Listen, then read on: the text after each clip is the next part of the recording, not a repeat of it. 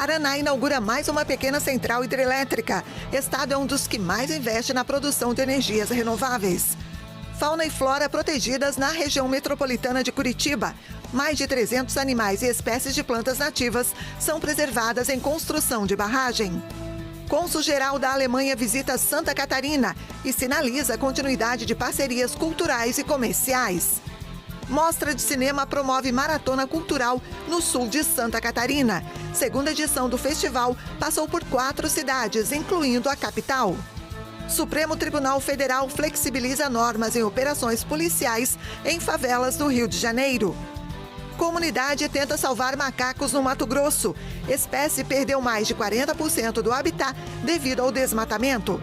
E você vai conhecer a energia das oliveiras. Bagaço de azeitona que antes era descarte, vira fonte renovável de energia. Essas e outras notícias a partir de agora no Pix News.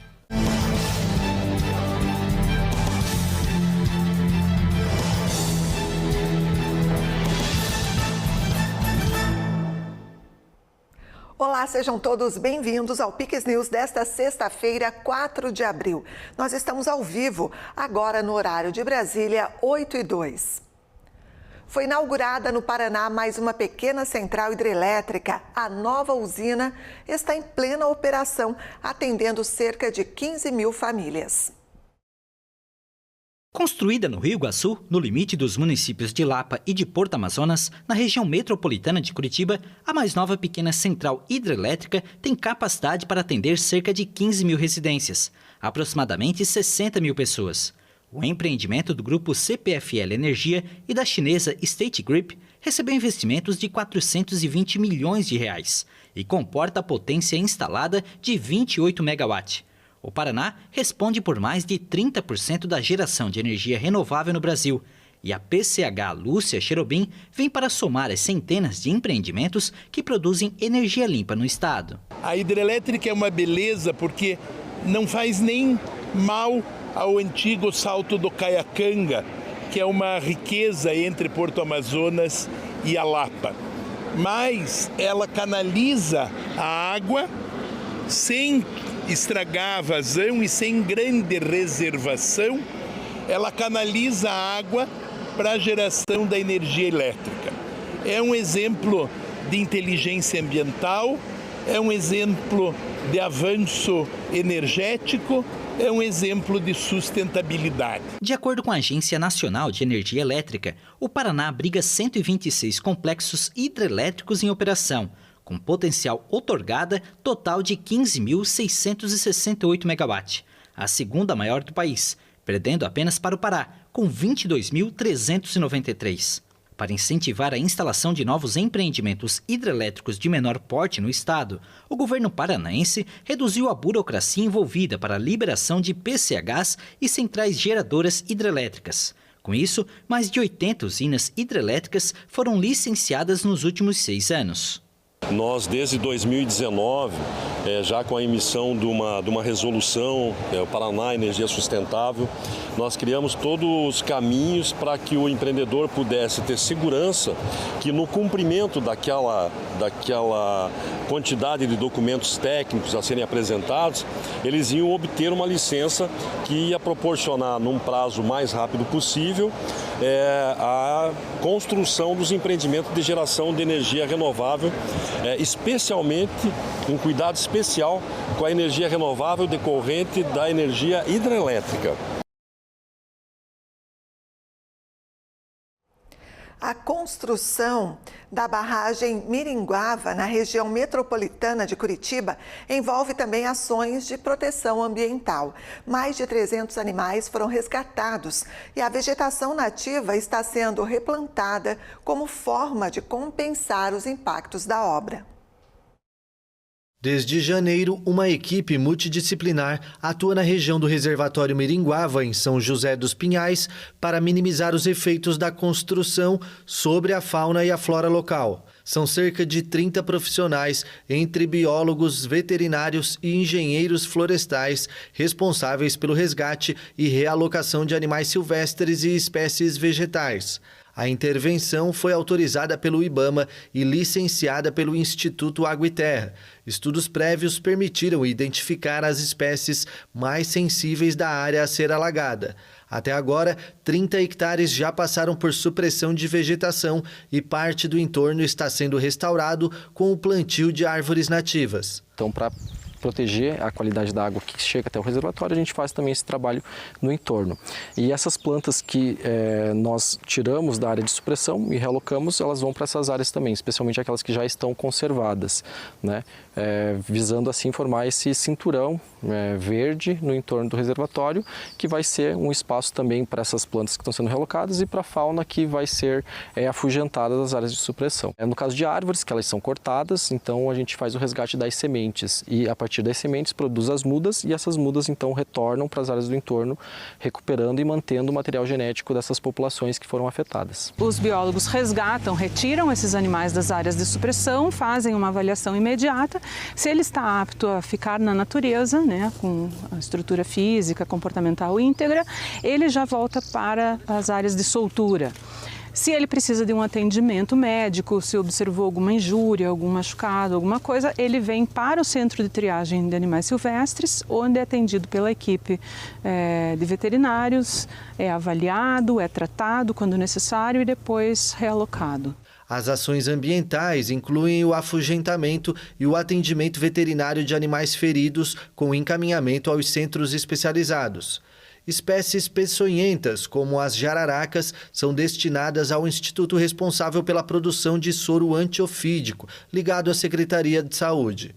Já a compensação ambiental totaliza cerca de 700 hectares, o equivalente a 62% a mais do que a área ocupada pelo reservatório, que terá capacidade para armazenar 38 bilhões de litros de água. A previsão é que a barragem amplie o abastecimento de água na região metropolitana, mas a meta, segundo os responsáveis técnicos, é conciliar o abastecimento com a preservação ambiental. Todo o processo de supressão e resgate científico da fauna e flora é feito em conjunto, é feito num compasso, né, onde a área que vai ser suprimida naquele determinado momento é vistoriada pelos biólogos, né? Primeiro existe a equipe de resgate de flora que vai passar por ali, vai passar tudo que seja vai retirar tudo que seja de interesse científico e que precise ser realocado, né? Então, epífitas, bromélias, plantas ameaçadas de extinção são retiradas e realocadas. Depois, a parte de atendimento à fauna, de afugentamento, a supressão com o resgate simultâneo, né? Então, todo esse processo, supressão, resgate de fauna e de flora são feitos em conjunto. O Supremo Tribunal Federal flexibilizou as normas contra a letalidade policial nas favelas do Rio de Janeiro. As medidas entraram em vigor para reduzir as mortes nas operações policiais, mas as autoridades relataram aumento na criminalidade. O tribunal havia ordenado em 2020 medidas preliminares como a instalação de câmeras nos uniformes policiais, a restrição do uso de helicópteros e as operações em áreas próximas a escolas ou unidades de saúde. As iniciativas foram uma resposta de um recurso judicial de organizações civis e políticas de esquerda. A proibição do uso dessas aeronaves, salvo em casos de estrita necessidade, foi levantada hoje, assim como a excepcionalidade das ações policiais permitidas perto dos centros de educação ou de saúde. Na decisão, o presidente da Corte, Luiz Roberto Barroso, afirmou que não há restrições territoriais por perímetro à ação policial, mas deve haver um respeito rigoroso à exigência de proporcionalidade do uso da força. Após a imposição das restrições em 2020, houve uma queda no número de mortos durante operações policiais no estado do Rio de Janeiro. Em 2023, 871 pessoas morreram em ações da polícia, o número mais baixo em 8 anos, segundo dados oficiais. Ainda assim, policiais foram responsáveis por 19,8% das mortes violentas ocorridas no estado em 2023, 6 pontos percentuais acima da média nacional, segundo a ONG Fórum de Segurança Pública. Nesse período, a cada agente assassinado, quase 80 civis morreram em intervenções policiais. Mas o prefeito do Rio, Eduardo Paes, denunciou o aumento da criminalidade e da ocupação territorial do crime organizado por causa das restrições que agora foram flexibilizadas. Uma tragédia no Rio Grande do Sul. 7 pessoas morreram em um acidente com um ônibus que transportava estudantes da Universidade Federal de Santa Maria. Um ônibus que transportava estudantes e professores da UFSM caiu em uma ribanceira no município de Imigrante, no Vale do Taquari, na manhã desta sexta-feira. Segundo o Corpo de Bombeiros, 7 pessoas morreram. O grupo, com 35 pessoas a bordo, seguia para uma visita técnica na zona rural da cidade. Entre os ocupantes do veículo estavam 31 alunos, 3 professores e o motorista do ônibus, que prestava serviço terceirizado. Além do Corpo de Bombeiros, o resgate envolveu equipes da Brigada Militar, do Instituto Geral de Perícias e voluntários. 18 vítimas foram encaminhadas ao Hospital Ouro Branco, em Teutônia, cidade vizinha. Outros 2 pacientes com quadro mais delicado foram transferidos para o Hospital Bruno Born, em Lajeado, que é referência em neurocirurgia. 3 pessoas já receberam alta médica. A UFSM suspendeu as atividades acadêmicas e administrativas e decretou luto oficial de 3 dias. A universidade também organizou um espaço de acolhimento no Colégio Politécnico para receber familiares dos estudantes. A Prefeitura de Santa Maria prestou solidariedade por meio de nota oficial e disponibilizou apoio psicológico às famílias no campus da instituição. As causas do acidente ainda não foram confirmadas. O transporte era parte de uma atividade oficial do curso de paisagismo e as viagens acadêmicas estão temporariamente suspensas. O governo do estado informou que acompanha a situação por meio das forças de segurança e saúde. Segundo nota publicada nas redes sociais, o estado está mobilizado para prestar o suporte necessário às vítimas e aos familiares. Foram conhecidas na noite desta quinta-feira as startups vencedoras do BRDE Labs, no Rio Grande do Sul 2024. A grande vencedora foi a Protege Química, startup de Santa Cruz do Sul, criadora de um creme protetor de nicotina para promover saúde e segurança ocupacional para fumicultores. A premiação foi realizada na Arena Gondoleiros, em Porto Alegre. A iniciativa está na 5ª edição, sendo a 4ª executada pela Universidade Fevale por meio do Fevale Tech Park. A novidade dessa etapa foi que, além dos 4 grandes vencedores, todas as outras 10 startups concluintes do ciclo de aceleração receberam uma premiação de R$ 5.000 cada, totalizando R$ 230 mil em prêmios. Esse é um valor recorde, sucedendo já os recordes que a gente tem obtido nos últimos anos, que já são os maiores orçamentos também da história do Estado em inovação e desenvolvimento das tecnologias. Nós temos uma série de outras iniciativas que buscam gerar um ambiente, um ecossistema de inovação mais estimulante aqui no Estado. E aí vem o BRDE Labs, esse nosso banco regional, que integra Rio Grande do Sul, Santa Catarina e o Paraná, como mais uma plataforma para poder pegar pela mão aqueles que já têm esse ímpeto, que têm essa disposição de criar soluções inovadoras e, a partir das suas startups, analisando nessa competição que é feita, aquelas que serão premiadas e serão aceleradas. O cônsul-geral da Alemanha visitou Santa Catarina. Na pauta, o fortalecimento de relações comerciais e culturais entre o Estado e a nação europeia. Mark Oliver Bogda foi recebido pela vice-governadora Marilisa Boen. Eles trataram de temas em comum entre o Brasil e a Alemanha, evidenciando o interesse do governo do estado em ampliar a cooperação já existente. A Alemanha é um dos países da União Europeia mais em favor do que o acordo entre em vigor, né? E nesse sentido, a gente está muito também em sintonia com o governo, que seja de Santa Catarina, que seja do Brasil em geral. Então, isso a gente realmente torça e vai fazer tudo dentro da União Europeia para que isso aconteça. Já desde 2016 nós não fizemos nenhum negócio com eles, mas agora queremos continuar com essa parceria, trazendo investimentos para Santa Catarina. A Secretaria de Articulação Internacional do Estado tem desenvolvido parcerias com empresas do governo alemão, por isso o secretário adjunto participou do encontro. Estamos aí envolvendo a Invest SC, que é o nosso braço empreendedor dentro do governo do Estado, justamente para a gente conseguir desenvolver projetos principalmente no campo da transição energética, né? É um desafio global, a Alemanha é uma referência nesse aspecto e a gente tem que buscar os melhores.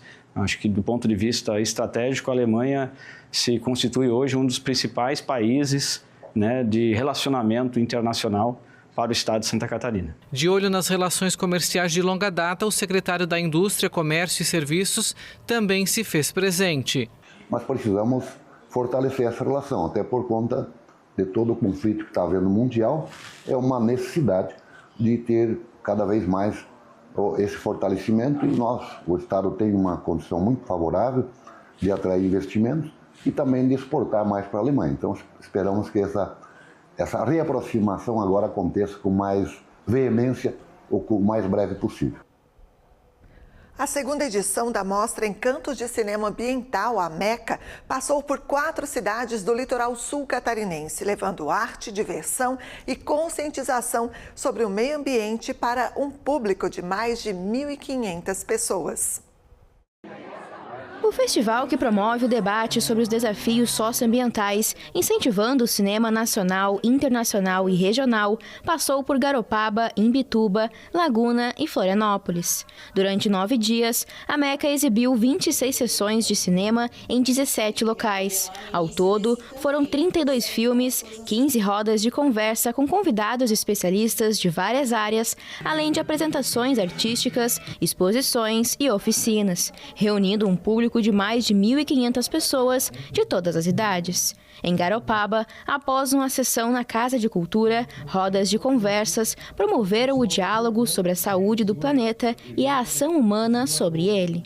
Fiquei sabendo do filme e voltei a assistir o filme muito legal, muito importante, em que suscitou várias coisas que eu acabei comentando, que são relacionadas basicamente a toda a estrutura que leva ao esvaziamento, ao desgaste, esfacelamento do planeta.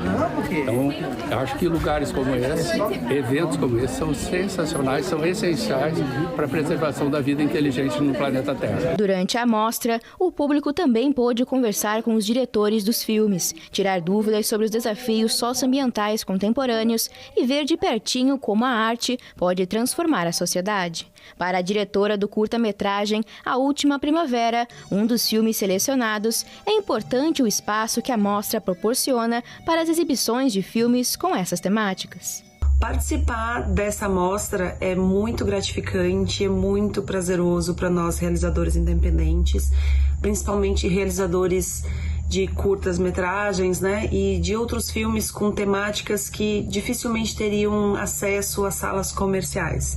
Então, acho que a principal importância de mostras como a MECA é dar visibilidade para esse tipo de conteúdo, para esse tipo de temática, né? Que são filmes ambientais, filmes que tratam de temas sociais, direitos humanos. Então, estou muito feliz, assim como toda a minha equipe, de poder participar dessa edição do festival. Além de democratizar o acesso a filmes que abordam temas ambientais, o evento conta com uma programação diversificada e inclusiva. Em Garopaba, professores do Instituto Federal aproveitaram as exibições para compartilhar com os alunos a importância de se pensar no meio ambiente, promovendo reflexões que impactam no dia a dia dos estudantes. A gente tem a mostra aqui no campus, é algo muito benéfico para esses nossos alunos.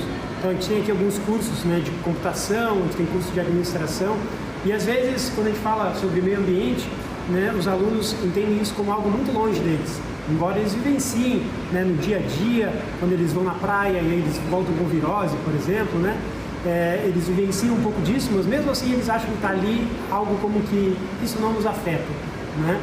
E a gente tem uma mega tendência, né, que era o nome do documentário que a gente assistiu, e uma das mega tendências do mundo hoje é a inteligência artificial. Os alunos estão todos usando, né, o tal do ChatGPT e tudo mais.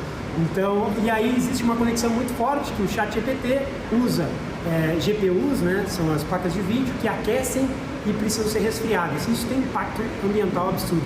Então, a gente aproximar essa noção deles, para eles entenderem que a tecnologia ela pode ser usada para o bem, e claro, pode ajudar eles, né, nos desenhos, nas tarefas do dia a dia da escola, mas ela tem um impacto ambiental que está ali por trás que muitas vezes não é visto.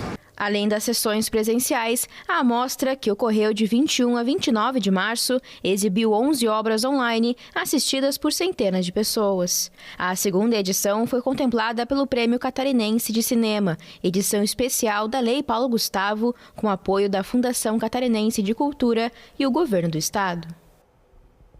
Os 3 estados do sul do país apresentaram um crescimento no PIB 2024 acima da média nacional. Apesar dos desafios econômicos do último ano, principalmente com problemas relacionados a mudanças climáticas, Paraná, Santa Catarina e Rio Grande do Sul apresentaram bom desempenho financeiro no último ano. No estado gaúcho, os resultados foram impulsionados pelo agronegócio, que após a estiagem de 2023, a recuperação na produção da soja foi o principal destaque da agropecuária no acumulado de 2024, com crescimento de 43,8%. O milho e o trigo também contribuíram. Em um ano impactado pelos eventos meteorológicos extremos no território gaúcho, a indústria apresentou oscilação de menos 0,4%, influenciada pelo recuo de 2,5% da indústria de transformação, setor industrial mais representativo do segmento do estado. Os demais setores apresentaram resultados positivos.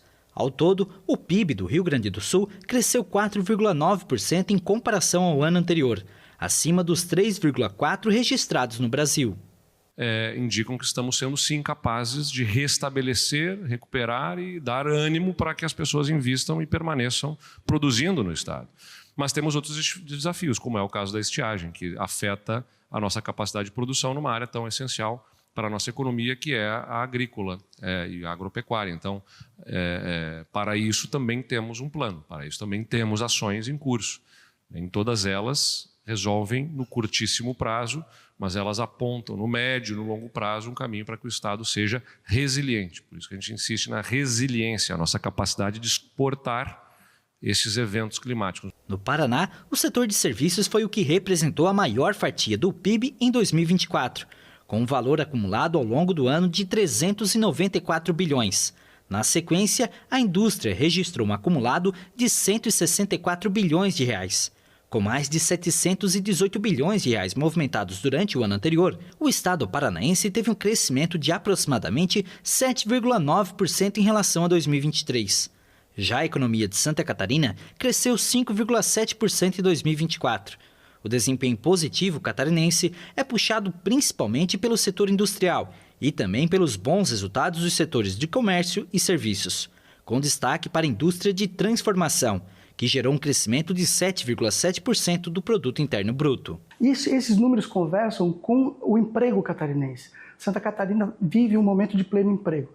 O número de desocupados é apenas de 2,7%, algo que da série histórica de em 10 anos nunca a gente teve esse ponto, tirando o pós-pandemia, quando teve a recuperação econômica. A gente vê então Santa Catarina pujante e crescente, uma indústria aquecida, gerando emprego e renda, o cidadão com poder econômico, políticas públicas incentivando o empreendedorismo. O governador Jorginho Melo sempre traz para a gente a necessidade de incentivar o catarinense que quer empreender e quer crescer. Santa Catarina vai muito bem. Agora uma pausa e você vai ver a seguir. Donald Trump segue firme e diz que não vai mudar políticas comerciais. No Mato Grosso, comunidade tenta salvar espécie de macacos ameaçada de extinção. E você vai ver também bagaço da azeitona, que antes era descarte, vira fonte renovável de energia. Nós voltamos depois do intervalo.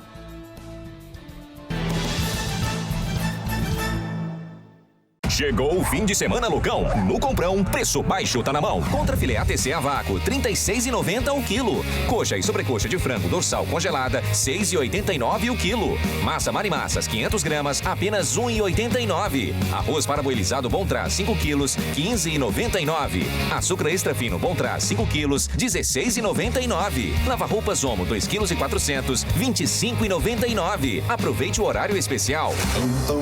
Melhor preço é no Comprão. Com o aumento da temperatura e das chuvas, aumenta também o risco de desastres. Se estiver no litoral, na serra, em uma região próxima a rios, cachoeiras ou com histórico de enchentes e alagamentos, antes que aconteça, se informe sobre um local seguro para o caso de uma emergência. Respeite os alertas da Defesa Civil. A prevenção pode salvar você ou alguém que esteja em situação de risco. Todo mundo pode ajudar a salvar uma vida. De volta com Piques News, agora 8h25.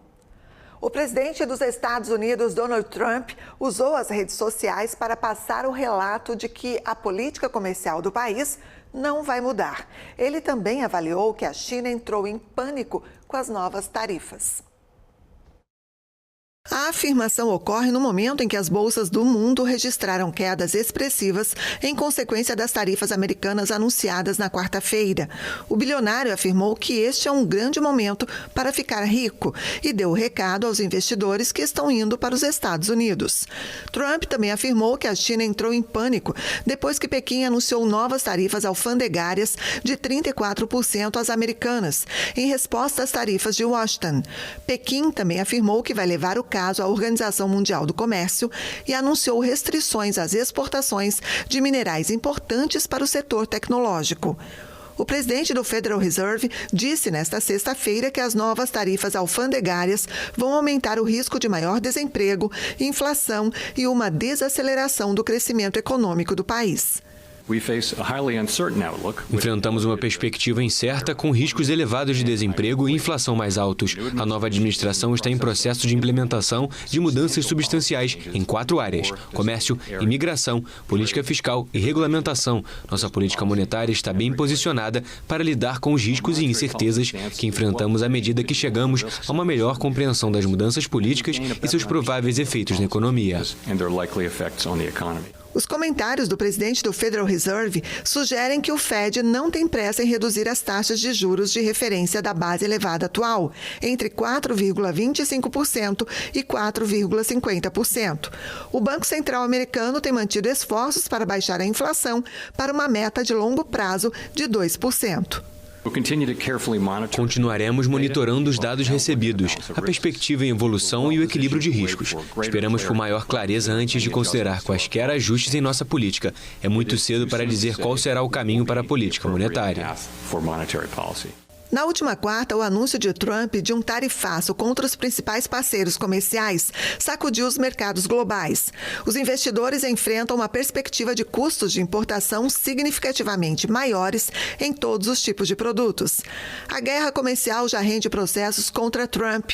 Uma organização jurídica sem fins lucrativos processa o presidente americano e o governo pelo mau uso de poderes especiais para a importação de taxas à China no início de fevereiro. A exigência da organização Nova Aliança pelas Liberdades Civis questiona a medida de Trump de 1º de fevereiro contra Pequim e não as sobretaxas anunciadas na última quarta.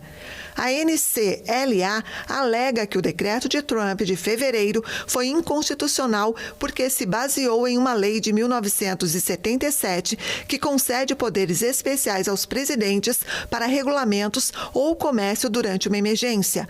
A organização afirmou que a chamada Lei do Poder de Emergência Econômica Internacional foi adotada pelo Congresso para enfrentar ameaças externas, não para firmar um cheque em branco aos presidentes para decidir sobre uma política econômica. As novas tarifas reveladas por Trump não só causaram fortes quedas nas bolsas em todo o mundo, como também uma baixa nos preços do petróleo a níveis não vistos desde dezembro de 2021. Kevin De Bruyne, um dos principais nomes de um dos projetos mais vitoriosos da última década no futebol, anunciou a saída do Manchester City. Ele não deu detalhes sobre o futuro da carreira. O belga Kevin De Bruyne, que completa 34 anos em junho, anunciou nesta sexta-feira que vai deixar o Manchester City no final da temporada, após quase 10 anos no time. O anúncio foi feito em uma publicação nas redes sociais, em que afirmou que, gostando ou não, chegou a hora de dizer adeus. O vencedor da Liga dos Campeões e de 6 edições do campeonato inglês não revelou mais detalhes sobre o futuro na carreira no emocionado texto direcionado aos torcedores do City. De Bruyne chegou ao Manchester City depois de sair do Wolfsburg, da Alemanha, em uma segunda passagem pela Inglaterra após um período frustrante no Chelsea. Foram 14 títulos em 10 temporadas, com 2 prêmios de melhor jogador da Premier League em 20 e 21. O anúncio não causou surpresas, já que o contrato expira em junho, o que torna incerta a participação no Mundial de Clubes, que vai ser disputado de 15 de junho a 3 de julho, nos Estados Unidos. Depois de quase uma década de conquistas, o belga e o City passam por uma temporada complicada. Em quinto lugar no campeonato inglês, o atual tetracampeão corre o risco de ficar de fora da próxima Liga dos Campeões. Uma comunidade no Mato Grosso corre contra o tempo para salvar macacos cercados pelo desmatamento. A espécie conhecida como zog-zog só existe no norte do estado e foi catalogada como um dos 25 primatas mais ameaçados do planeta. Era para ser uma manhã como outra qualquer. Mas ao levantar, Armando não esperava encontrar no telhado da casa onde mora um dos 5 macacos que vivem no terreno da fazenda. Ele nunca tinha visto os animais se aventurarem além das árvores. O pequeno agricultor não sabia, mas o macaco tentava sobreviver. Preso entre o desmatamento e a elevação do nível da água causada por uma hidrelétrica vizinha, o animal tentava romper o cerco em torno da família de zog-zogs, uma das espécies mais ameaçadas do mundo. Em uma corrida contra o tempo, o agricultor e outros moradores lançaram no ano passado um projeto de reflorestamento para que os animais consigam migrar para outras áreas com árvores. A ideia é reflorestar para ter fruta para ele comer e também um habitat para ele poder migrar, se unir. E aí a gente chama isso de corredor. Restam alguns milhares desses primatas, mais leves do que gatos e de barba alaranjada, que existem apenas no norte do Mato Grosso. 4 adultos e um filhote de zog-zog vivem na propriedade de Armando, no assentamento rural Gleba Mercedes, localizado no município de Sinop. Eles estão isolados em uma área menor do que 4 campos de futebol, em uma região conhecida como Arco do Desmatamento, a área mais afetada no Brasil pelo plantio de soja e outras monoculturas do agronegócio. Toda a população dos zog-zog de Mato Grosso se encontra dentro do Arco do Desmatamento. Então esse desmatamento acelerado da Amazônia é justamente na área que impacta essa espécie. Em 2022, o zog-zog foi catalogado como um dos 25 primatas mais ameaçados do planeta, segundo a publicação científica internacional Primatas em Perigo. Basicamente, a gente tem ali na lista de espécies ameaçadas, espécies vulneráveis, espécies em perigo e espécies criticamente em perigo. Então, o zog-zog de Mato Grosso, ele está criticamente em perigo de extinção. Ele é um dos macacos mais ameaçados do mundo. Estudos ambientais apontam que a espécie já perdeu mais de 40% do habitat devido ao desmatamento no Brasil. Se nada mudar, 80% desses animais terão desaparecido em 2 décadas. Com o apoio de organizações ambientais como o Instituto Ecótono e o Movimento dos Atingidos por Barragens, a comunidade local plantou no ano passado sementes de 47 espécies nativas em 1 hectare desmatado próximo ao terreno para que a nova floresta conecte os macacos a outras áreas verdes. Mas o desmatamento não é a única ameaça. Do outro lado do terreno, os 5 macacos também se veem isolados pela elevação da água causada pela barragem de uma usina hidrelétrica criticada por moradores.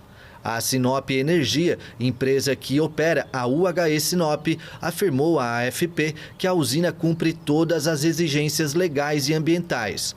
Propriedade da EDF Brasil e da Eletrobras, a Sinop Energia informou que em 2020, após o início da operação da usina, iniciou o programa de monitoramento de primatas ameaçados, que, segundo a empresa, está em total conformidade com a legislação ambiental e é acompanhado regularmente pela Secretaria Estadual de Meio Ambiente.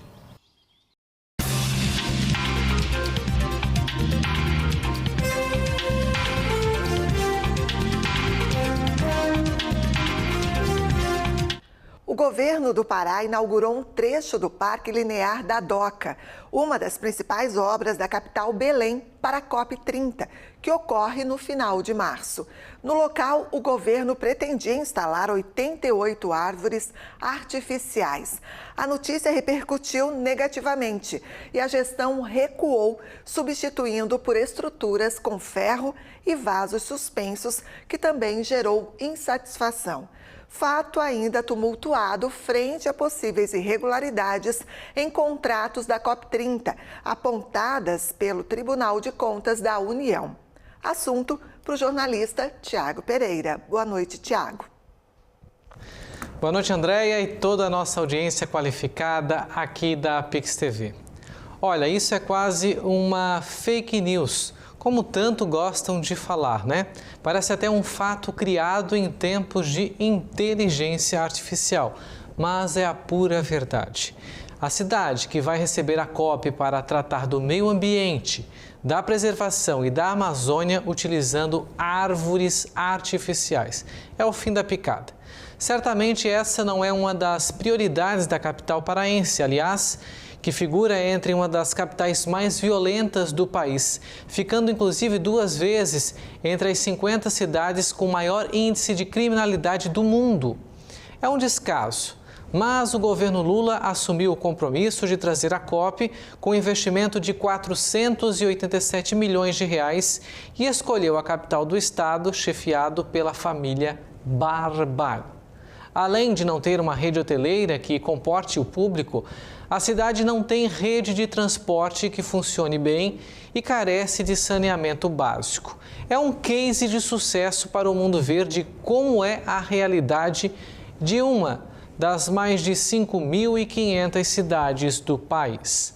Como se não bastasse, a oposição pede ao Tribunal de Contas da União que investigue a contratação do governo federal com o órgão ibero-americano por suspeita de irregularidade no contrato, pois a contratação foi por inexigibilidade. Ou seja, os olhos estarão voltados ao Brasil em um evento mal planejado em uma cidade com carência de infraestrutura e com uma nuvem negra sobre o contrato. Quem sabe sirva de exemplo para alguma coisa, em especial aos prefeitos que entendam que a cidade precisa de infraestrutura sempre, principalmente para a população que sobrevive, não apenas de uma maquiagem para quem vem de fora ver. Aparece nesse caso até a China, que colocou tapume na época das Olimpíadas tentando esconder o que não queriam que o mundo visse. No mínimo feio, para a gente não dizer outra coisa. E a infraestrutura é tão carente lá que a Prefeitura de Belém está pedindo para os moradores que tenham condições de sair da cidade no período da COP, que saiam e aluguem seus apartamentos ou suas casas para que os que vão visitar possam se alocar, pois não tem infraestrutura suficiente para acomodar todo mundo. Faltou então um pouco de bom senso do governo ao definir em qual local colocar essa importante conferência que tem aí, como eu falei, uma nuvem negra pairando sobre ela. Por hoje é só, Andréia. Um excelente final de semana a você e a toda a nossa audiência. A gente volta a se ver na semana que vem. Excelente fim de semana, Tiago. Obrigada. Rios, ventos, sol e biomassa são todos meios de obtenção de energia limpa e renovável. Na Tunísia, o bagaço da azeitona tem se tornado uma fonte de calor mais barata e ecológica. Na oficina do engenheiro tunisiano Yassine Khelif, o motor de uma máquina zumbi, enquanto transforma o bagaço de azeitona em briquetes para gerar calor. O processo é uma alternativa à lenha em um país altamente dependente da importação de gás e petróleo. É muito simples. Imagine que você pudesse produzir energia e ganhar dinheiro com resíduos, ou dizemos na Tunísia, kamama. Essa é a chave, o papel do desenvolvimento. O importante é saber como ganhar dinheiro com algo que não tem valor, algo que não vale nada e ter sucesso em dar valor a isso. Khelif, de 36 anos, usa o processo desde que fundou a startup Biohit em 2022, no povoado de Sanhaja, no norte da Tunísia. Pela manhã, vários trabalhadores trazem o bagaço em caminhões e o introduzem em um molde que produz briquetes cilíndricos. O material é então deixado para secar durante 30 dias, expostos ao sol e em estufas, antes de ser embalado e entregue aos clientes. Moro em uma fazenda onde cresci entre oliveiras. Quando eu ia com meu pai para o olival, lembro que os trabalhadores usavam o bagaço de azeitona para cozinhar suas refeições. Essa ideia ficou na minha mente. Foi a partir dessas memórias que eu disse a mim mesmo, por que não? Vou transformar esse bagaço de azeitonas em briquetes.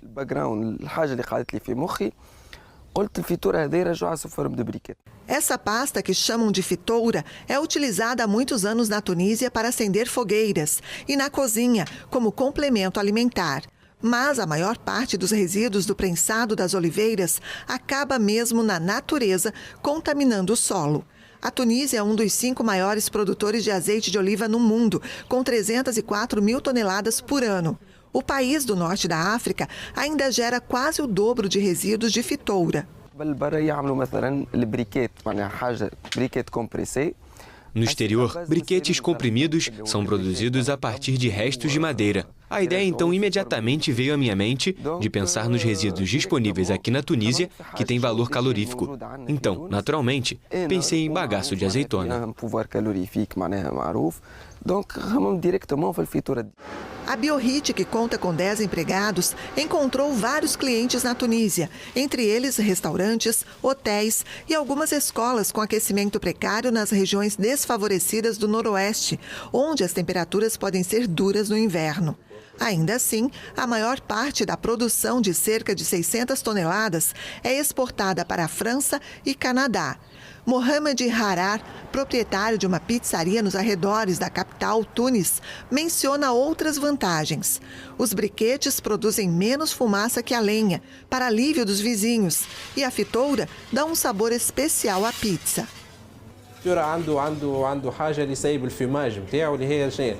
O bagaço de azeitona libera seu aroma e nessa fumaça encontramos a essência do azeite de oliva e da própria azeitona, que dá um sabor especial a pratos como pizza, panuozzo ou até mesmo uma baguete recheada. Não importa o que você cozinhe, você encontrará o espírito da azeitona e do azeite de oliva, o que torna a comida ainda mais saborosa. De acordo com a ONU, aproveitar melhor o bagaço tem contribuído para proteger o meio ambiente, além de criar empregos e riqueza. Um movimento muito bem-vindo não só na Tunísia, mas em todo o mundo. E essa edição do Piques News fica por aqui. A íntegra e também as nossas reportagens você pode rever no nosso novo canal do YouTube. É só procurar por Piques News HD. Outras informações você confere também acessando o nosso site pixtv.com.br. Muito obrigada pela companhia. Na sequência, aqui na nossa programação tem CinePix. E a gente se encontra na segunda com mais uma edição inédita do Piques News. Tenha um excelente fim de semana. Aproveite com responsabilidade. Pix TV, 6 anos conectando você ao melhor conteúdo todo dia.